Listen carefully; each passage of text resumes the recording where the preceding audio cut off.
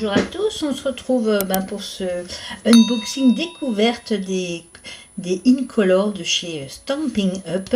J'ai reçu le catalogue, je suis toujours chez ma démonstratrice préférée Manuela. Merci Manuela de m'avoir envoyé, j'aime bien les supports papier. Bien sûr, le site, je vous le mettrai en bas, là, stampingup.fr est très bien, mais moi je suis de la vieille école et j'aime bien les catalogues pour regarder. Alors, les Incolor, qu'est-ce que c'est? On va dire que c'est une collection capsule de couleurs qu'ils mettent au catalogue tous les ans, mais chaque couleur n'est valable que 2 ans. Et ça permet en fait de voir d'autres couleurs. Moi, je trouve que ça me permet de voir d'autres couleurs. Souvent, elles sont pas coordonnées entre elles, mais elles se mixent très bien entre elles. Je vous ai mis un petit marque-page pour vous montrer.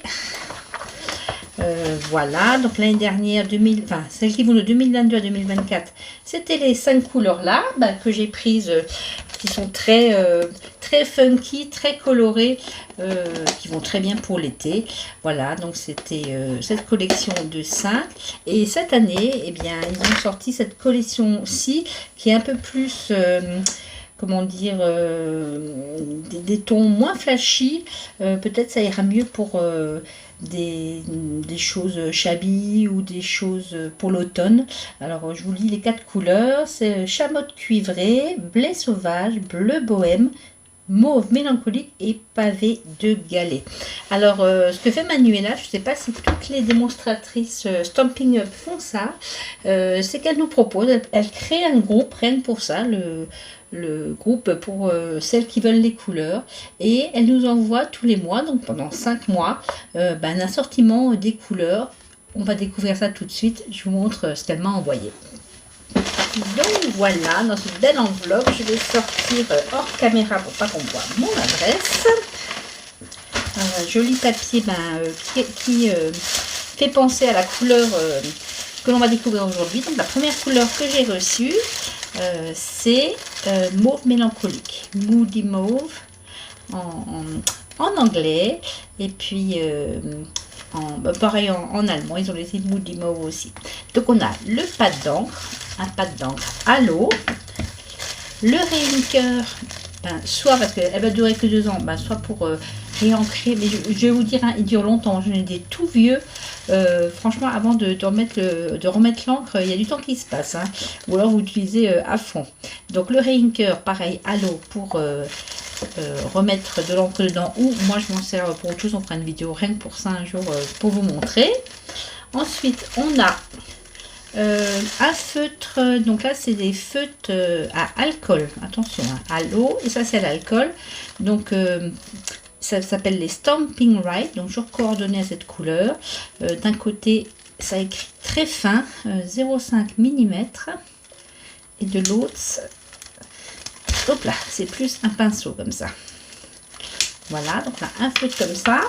Ensuite on a 2 Stampin' Blend, ça aussi c'est à l'alcool. Et alors vous allez voir, il y a une toute légère différence. On fera les tests après pour vous montrer. Alors, par exemple, par rapport à celui-ci, vous voyez, ça fait un camailleux. Peut-être mettre celui-là entre les deux. Je pense que ça fait un peu comme ça. Et par rapport au pad de départ, vous voyez, c'est vraiment la couleur entre les deux. Une plus claire, une plus foncée. Voilà. Ensuite, ça je vous montre après, elle met toujours un petit cadeau dedans. Ensuite, elle met toujours une collection de papier. Hop là. Coordonnées avec cette couleur. Donc ici, on a 2 cardstock assez épais. Ensuite, on a...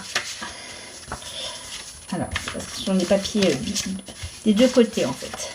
Là, ce sont des petites pochettes. Une couleur un peu... c'est peut-être une des couleurs d'ailleurs que je recevrai prochainement.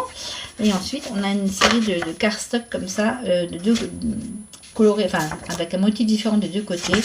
Donc on a des rayés avec des petits pois, des cœurs avec des petites baguettes comme ça.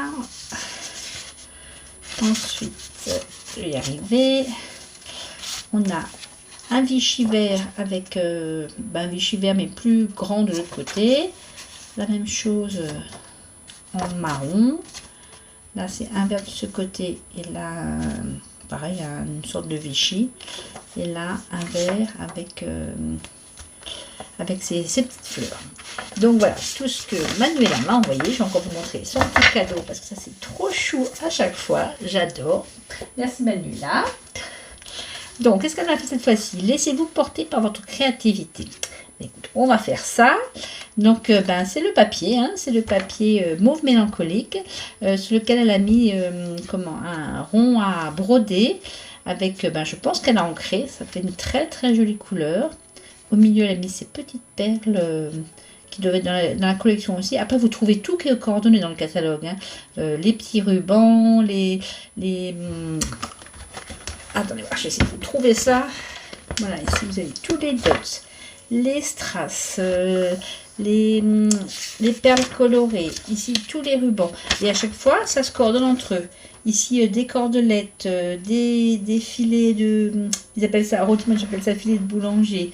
Des petits nœuds brillants. Et à chaque fois, vous trouvez, si on voit l'exemple, vous trouvez avec coordonnées au Incolor. Voilà, je vous laisserai découvrir, allez jeter un oeil si vous ne connaissez pas cette marque. Moi, maintenant, je pense que tout le monde la connaît. Alors, donc le petit ruban coordonné. Et là, c'est en fait une pochette pour... qu'est-ce que j'ai fait? Non, elle est restée coincée dans le cœur. C'est une pochette pour offrir. Qu'est-ce que c'est? Un sachet parfumé bois de teck. Ça sent déjà à travers le papier. Toujours une délicate attention. Et ici, un cœur monté en 3D. Pareil, je pense avec peut-être la prochaine encre, puisque je vois que c'est coordonné au rond à broderie. Merci. Non, pardon, ta gentillesse réchauffe mon cœur. C'est la tienne qui réchauffe mon cœur, Manuela. C'est un très très joli, attention. Alors, c'est parti. On va voir, on va faire un petit tuto ensemble. Alors, pardonne-moi, Manuela. Encore une fois, je vais maltraiter tes produits, enfin des produits Stampin' Up. Mais vous allez voir, on peut faire des choses un peu extraordinaires, je trouve. Alors, j'ai fait avec la couleur de l'année dernière, avec la couleur qui s'appelait... alors, j'en ai pris deux. J'ai pris la Tahiti en mer et un tout petit peu de Scène Stellaire. C'était deux bleus qu'il y avait l'année dernière. Et voilà ce que j'ai fait. Donc, j'ai fait cette petite carte. Et ici devant, c'est sur du rhodoïde. On va voir comment on peut faire ça avec nos produits. Voilà. Et à l'intérieur, ici, c'est fait à la gel presse. Donc, c'est ces deux techniques qu'on va voir en tuto. Les pâtes d'encre à la gel presse, comment on peut les utiliser. Et ces fameux feutres à alcool avec du rhodoïde. Allez, c'est parti, on cherche le matériel et je vous montre. Alors, on va commencer par le rhodoïde. Alors, pour que vous voyez bien, je vais juste mettre une feuille blanche en dessous parce que c'est pas évident, on voit pas très bien. Donc, il nous faudra les feutres à alcool. Je vais peut-être pas prendre celui-ci, je vais prendre les deux là parce que le pinceau est... Oh, ils sont tout neufs, ils sont durs à ouvrir. Le pinceau est assez large. Et il vous faudra aussi de l'alcool. Donc c'est de l'alcool à 95, c'est de l'alcool ménager que j'ai juste mis dans cette petite pipette pour pouvoir faire des choses un peu plus précises. Et il vous faudra soit une paille pour souffler dedans pour écarter les couleurs, soit comme ceci une petite poire pareil pour souffler pour écarter les couleurs. Alors c'est parti, il faut travailler par petites touches parce que ça sèche assez vite les feutres à alcool mélangés à l'alcool. Faites pas tous vos feutres partout et après l'alcool ça ne marchera pas. Il faut vraiment faire par petites touches. Alors on y va, je vous montre au début pour que vous voyez. Donc j'applique un peu de feutre. Je mets une goutte, ça suffit, vous voyez ça se diffuse déjà. Et pour avoir les effets, je souffle comme ça. Et ça sèche très très vite. Sur le papier moins vite, mais sur le rhodoïde ça sèche assez vite. Et je fais comme ça, peut-être pas tout du long pour faire une... Là j'avais fait jusqu'en bas. Là je vais faire à peu près comme ça, comme si c'était une goutte qui descendait. Et je peux mélanger du coup mes deux couleurs puisque l'autre est un tout petit peu plus clair.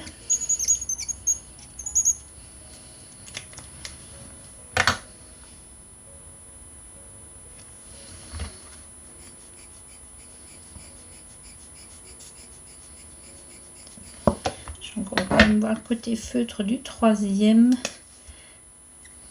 Encore plus foncé, ça peut être intéressant aussi.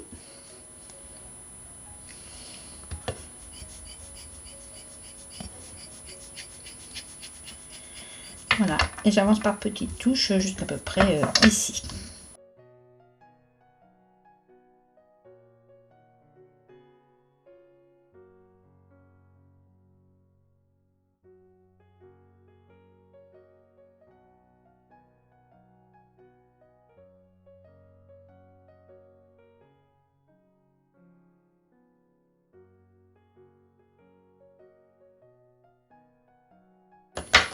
Voilà, on va laisser sécher quelques instants, ça va aller assez vite. Et en fait, le joli côté, ce sera de l'autre côté, celui-ci. Je ne sais pas si vous voyez. Voilà, on va laisser sécher et on va faire l'autre technique avec la gel presse et le pad d'encre. Alors, pour cette technique, il vous faut un pad d'encre, le mauve mélancolique, la gel presse. Alors, elle ne vient pas de chez Stampin' Up. Je ne suis pas cliente depuis trop longtemps pour savoir si j'en ai déjà eu une un jour ou s'ils en auront une un jour. Je vous mettrai en barre d'infos le lien de la mienne. Elle est assez collante, je l'aime bien. Et puis, il vous faut un rouleau. Là, pareil, je ne sais pas si Stampin' Up fait ça. Pareil, je vous mettrai un lien en barre d'infos si vous n'avez pas ce matériel et si vous avez surtout envie d'essayer. Comme pour l'autre, l'autre j'avais mis deux couleurs. Là, on va essayer vraiment de mettre qu'une seule couleur pour voir si ça réagit pareil parce que j'ai pas vraiment de couleur qui irait avec ça. Quand j'aurai les prochaines, je pourrais les mélanger puisqu'elles se mélangent bien entre elles. Je trouve que celles de la dernière, elles sont un peu trop flashy pour ce mauve qui fait vraiment désuet, un peu shabby chic. Donc on va le laisser tel quel. Donc alors vous connaissez le système d'ouverture, c'est là que j'ai pas y arrivé. Système d'ouverture, donc là devant j'ai collé ici, il y avait les noms, je l'ai collé là où il y a l'ouverture dans le sens là pour le ranger dans mon casier. Parce que quand on l'ouvre en fait le pad d'encre est déjà à l'envers. Donc quand vous le rangez comme ça, le pad d'encre est à l'envers et c'est comme ça qu'il doit être rangé. Donc ça s'ouvre comme ça. Ensuite on le glisse dans les rainures et là on voit que ça dépasse un peu et du coup on va s'en servir comme un tampon et avec un rouleau on va pouvoir prélever de l'encre sans en mettre partout puisque le pad d'encre dépasse bien de on va dire 4 mm. Alors je me pousse un peu comme ça, donc je prélève de l'encre avec mon rouleau.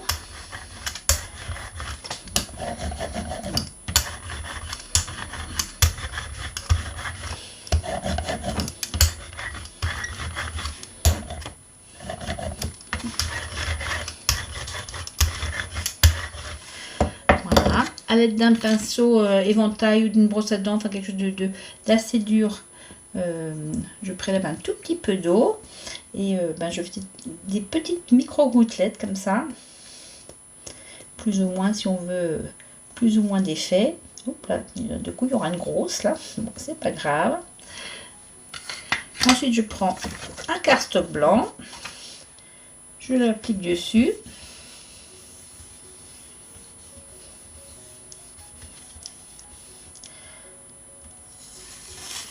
Et voilà, et ça vous fait un fond comme ceci. Oui, la couleur se suffit elle-même, puisque avec la gel presse, elle devient plus ou moins foncée avec l'eau ou pas. Il y a même un peu de blanc, on va le laisser, je trouve ça pas mal.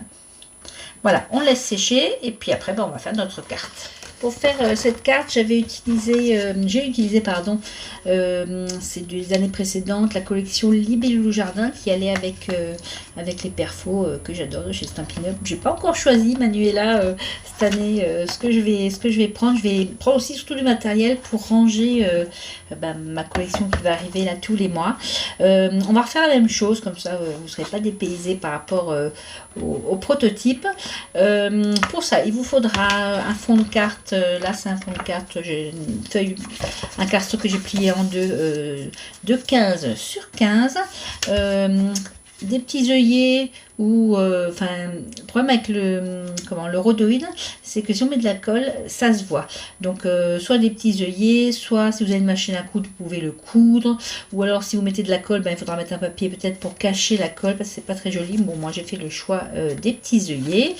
Il vous faudra ben, bien sûr l'encre. Il vous faudra de la poudre à embosser, là c'est la Stampin' Up, la transparente, et je n'ai pas encore de Stampin' Up en blanche, bon c'est pas grave, une poudre à embosser blanche. Voilà, bah écoutez, c'est parti. Donc comme la carte fait 15 sur 15, on va couper notre rhodoïde et notre papier qu'on a fait à la gel presse de 15 de hauteur, mais là on va pas aller jusqu'au bout, je la coupe à 11, donc 11 x 15. Je coupe ça et je vous reprends tout de suite. Voilà, j'ai coupé mes deux morceaux de 11 x 15 et j'en profite pour vous montrer. Donc là, c'est les côtés où il y a l'encre et l'alcool. Et en fait, le joli côté, il faut le retourner. Et voilà ce que ça donnera. Ça fait comme un marbré. Moi, j'aime beaucoup cet effet. Et c'est possible avec les feutres à alcool de chez Stampin' Up. On peut vraiment faire des choses comme ça. Super sympa. Donc, sur mon fond de carte, comme pour l'autre, je vais installer celui-ci devant, mais avant cela je vais tamponner les fleurs qui est dans la collection Libellule. Comme ce sont des tampons montés sur mousse assez épais, j'ai enlevé ma mousse de mon stamping pad. Sinon, ben, ça ne devrait pas bien fermer le couvercle et du coup, ce sera pas terrible. Donc, on fait bien attention avec sa carte. L'ouverture est là. Donc, je vais la mettre comme ceci.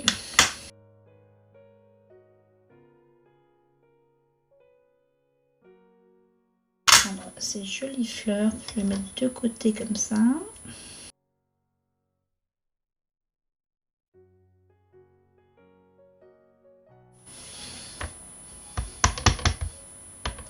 Pareil, il ne faut pas appuyer trop. J'ai fait la bêtise comme ça, vous le voyez. Si on appuie trop sur les pannes, comme c'est des rebords mousse, vous voyez, l'encre se met là. Et après, ça va se mettre sur votre papier, ça ne va pas être joli. Donc, je nettoie les bêtises.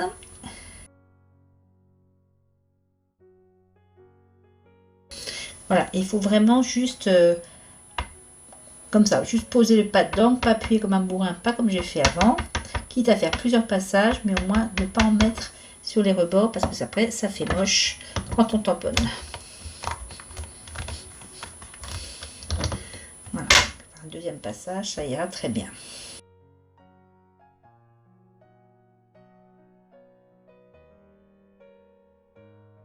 On pourrait embosser tout de suite avec la transparente, mais je voudrais vraiment un effet très brillant.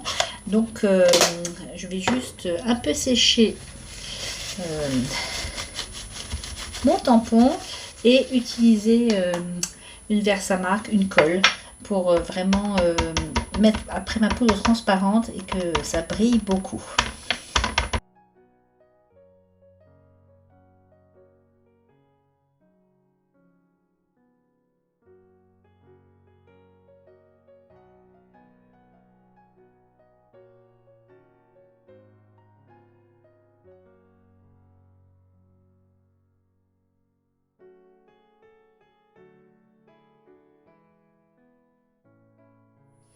Voilà, et je peux donc installer mon rhodoïde, donc le côté avec l'alcool, vers la feuille. Comme pour l'autre, je vais fixer mon rhodoïde avec des œillets. Donc, comme je l'ai dit, vous pouvez le coudre, ou si vous le collez, il faut cacher les points de colle parce que ça, c'est pas très joli. Donc, on y va, je fais un trou là-haut.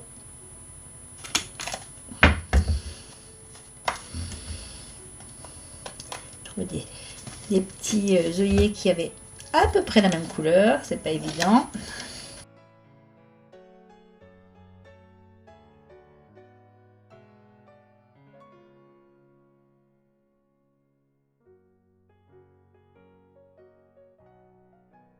Voilà, pour notre devant. Et pour l'intérieur, bah, pareil, on va installer notre papier là que l'on a fait. Là, je vais juste le coller à droite de la carte.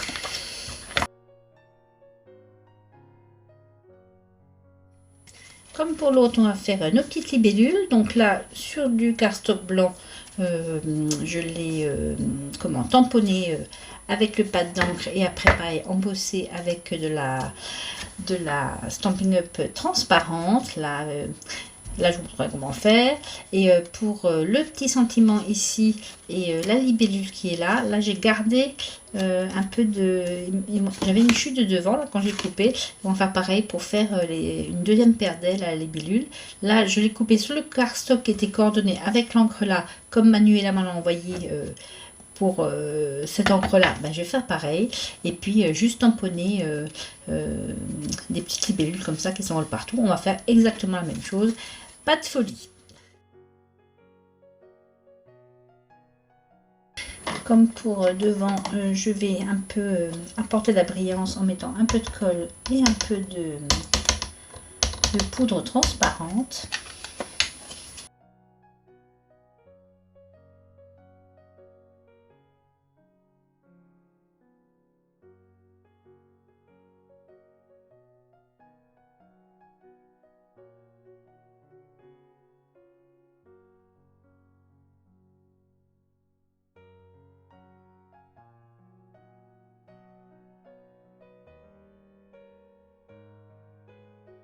Sur le cardstock coordonné que m'a envoyé Manuela, je vais refaire une libellule, mais cette fois-ci avec la poudre embossée blanche. Ainsi que le petit sentiment, je change, ta gentillesse me donne des ailes.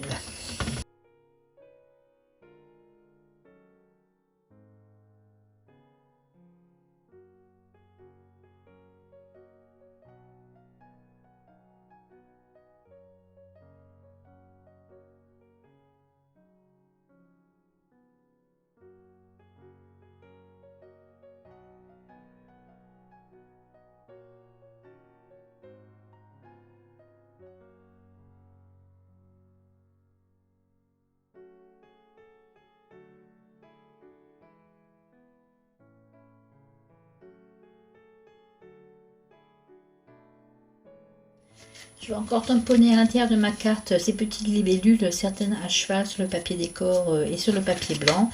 Bien pour cela, je retourne ma carte, puisque avec l'ouverture là, ça n'irait pas. Et je pense à tamponner à l'envers.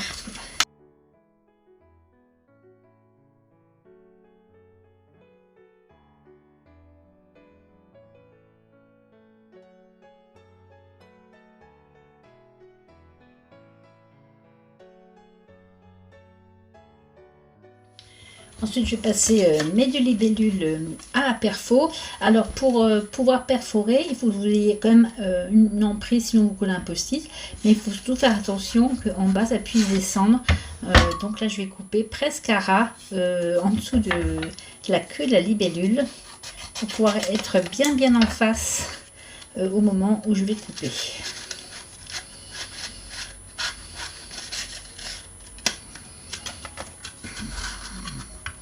Voilà, je me positionne bien en face, en respectant les écarts. On pourrait aussi d'abord couper et après tamponner. Moi, je préfère faire dans le sens là. Voilà, et on a d'autres petites libellules comme ça.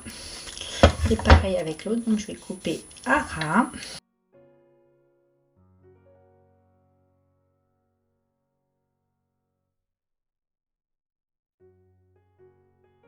Une petite et notre grande.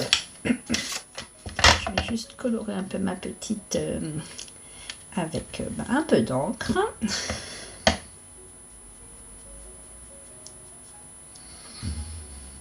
Et vraiment, ouais, il est très inspirant ce violet là, ce vieux violet, entre le vieux rose et le vieux violet. Et je pense que ça ira très bien pour des créas sur des choses ouais, shabby chic, sur l'air victorienne un peu comme ça. C'est vraiment des couleurs, c'est presque sépia. Voilà. Et sur celui-ci, on mettra un peu de Wink of Stella, pareil pour donner de la brillance. Alors, comment les monter? Je vais les monter avec des petits pads 3D. Là, je vais juste relever un peu les ailes. Et juste mettre les pads ici.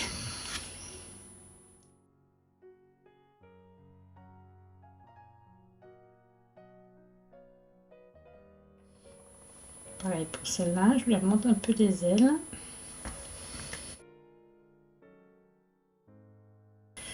Pour le petit sentiment, là je vais mettre du scotch pareil 3D derrière.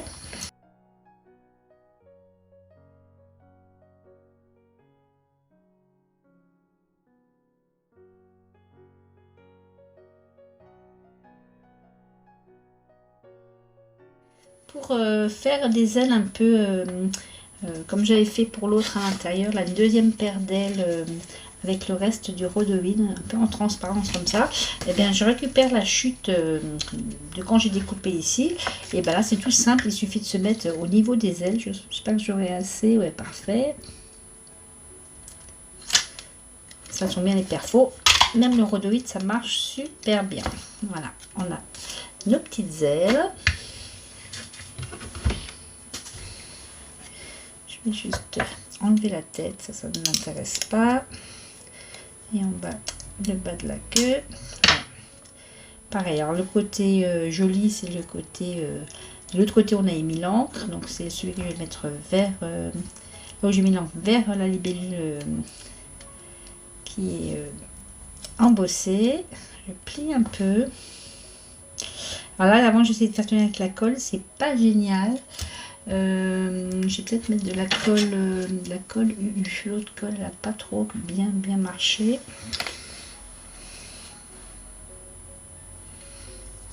Voilà.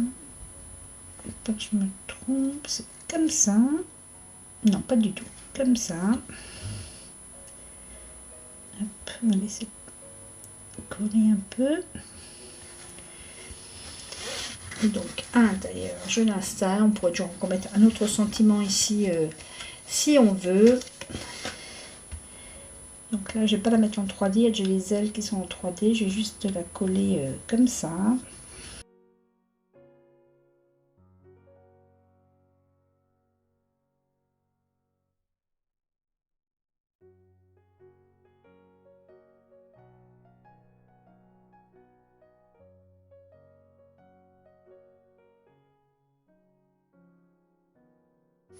Un peu de Wing Castella pour la brillance sur la petite là.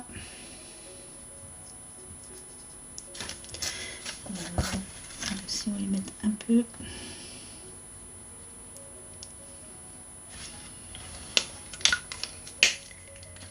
Et voilà, la carte est terminée.